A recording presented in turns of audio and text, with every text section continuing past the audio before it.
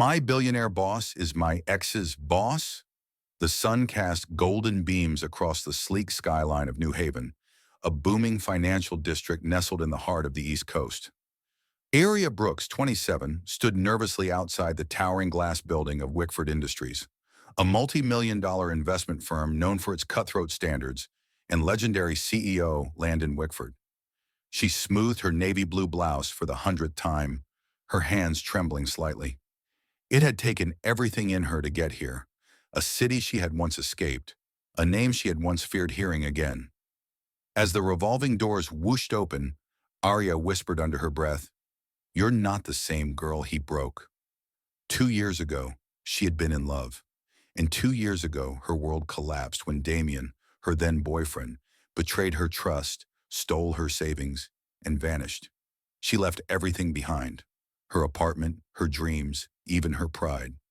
Now she was back, not for revenge, not for drama, but for a second chance at life. Arya stepped into the boardroom, where a panel of 3 executives sat in front of her, but all eyes deferred to the man at the head of the table, Landon Wickford himself. Tall, composed, silver streaking his temples, a man of presence and quiet control. "I'm Aria Brooks," she said confidently, despite the storm inside her. Landon tilted his head, curious. "Tell me something, Miss Brooks. When was the last time you failed at something, and how did you recover?" Arya didn't flinch. "I failed when I trusted the wrong person, but I recovered by learning to trust myself." There was a pause. Then Landon smiled. "You're hired." Weeks flew by. Arya found herself thriving under Landon's leadership. He was sharp but fair, calculating yet surprisingly kind. She became his executive assistant, trusted with high-level deals and confidential meetings. She felt seen. But that fragile peace shattered one rainy Thursday. She was organizing files in the main conference room when a deep voice echoed behind her. One she hadn't heard in 2 years. "Arya." Her heart froze. She turned.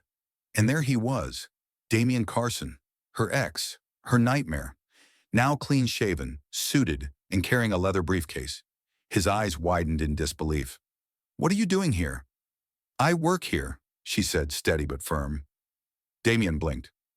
"Under Landon Wickford?"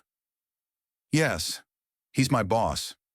Arya could see the color drain from Damien's face. She didn't understand why, until Landon stepped into the room. "Ah, Carson, you're early," he said casually. "Arya, thank you for preparing the files." Then he turned to Damien. "Let's get this straight. You're here because your company begged for our investment, so sit down and impress me." Arya couldn't hide her smirk as Damien awkwardly obeyed. Later that night, Arya stayed back to finish paperwork. Landon walked into her office, a glass of whiskey in his hand. "I noticed something earlier," he said, sitting across from her. "That guy, Carson, you knew him." Arya hesitated. "He's my ex. He stole from me, left me in debt." Landon's jaw tightened. "And now he wants my money?" She nodded. "Looks like it." He studied her face. "Do you trust me?" "Yes." Landon opened his briefcase and slid a folder across the table, then read this. Inside were documents, shady offshore accounts tied to Damien's company, fraudulent investments, debt hidden beneath false assets. "He's trying to con you," Arya whispered. "No," Landon replied. "He's trying to con us, and I don't take betrayal lightly." The next morning, Landon summoned Arya to his office. "I want you to be in the next investor meeting with Carson," he said. Arya frowned. "Why?" "Because we're going to expose him, but I want him to dig his own grave first." That week, Damien gave a dramatic pitch to the board. Arya played her role perfectly, asking all the right questions, acting impressed, even complimenting his supposed vision. Damien grew confident, too confident. After the meeting, he pulled Arya aside. "Listen, I know we ended badly, but we're both doing well now. Maybe we can talk?" She smiled politely. "Let's talk after the deal closes." Inside, her stomach turned. But this was bigger than her emotions. She wasn't just protecting herself anymore. She was helping stop a massive fraud. On the final day of the deal, the boardroom was packed. Damien stood before the projector, beaming with arrogance. With Wickford's investment, will be unstoppable. Landon stood slowly. There's just one problem. He motioned to Arya, who handed over a new folder to each board member. According to our independent audit, Landon said, your projections are fabricated. Your offshore holdings? Illegal. And your last three investors? Already suing. Damien's face drained white. You're done, Landon said coldly.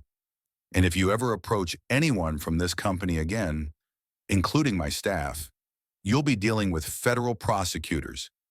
Security escorted Damien out. Arya sat frozen. Her past hadn't just caught up with her. It had been dismantled. And this time, she had been the one holding the sword. Later that evening, Landon knocked on her office door. How do you feel, as he asked. Tired, relieved, confused. You handled yourself like a pro, he said gently. You could have lashed out. You didn't. Arya looked at him. Why did you trust me with all that? Because you've never lied to me. And because you've survived worse. There was a long pause. Arya, he said, standing beside her desk, I don't offer this often, but would you consider moving into a partner track role? You have more integrity than half the people I've ever hired. She blinked. You mean a future executive? Landon smiled. More than that, I see leadership in you. Months passed. Arya climbed the ladder. She started speaking at conferences, mentoring interns, and attending high-level meetings. Landon became not just her boss, but her mentor and confidant.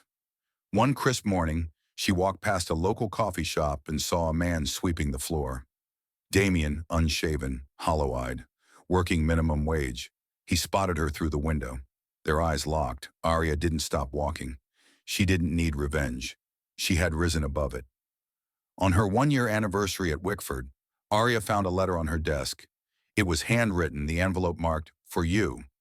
Inside, Arya, I've built empires, but you reminded me what real strength looks like. You didn't come to me with ambition. You came with resilience. You faced your past with grace. I've learned more from watching you grow than from any business book.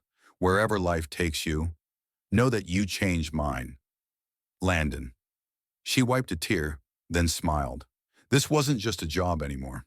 It was a new life. 3 weeks later, Arya received a sealed package from Landon's personal lawyer.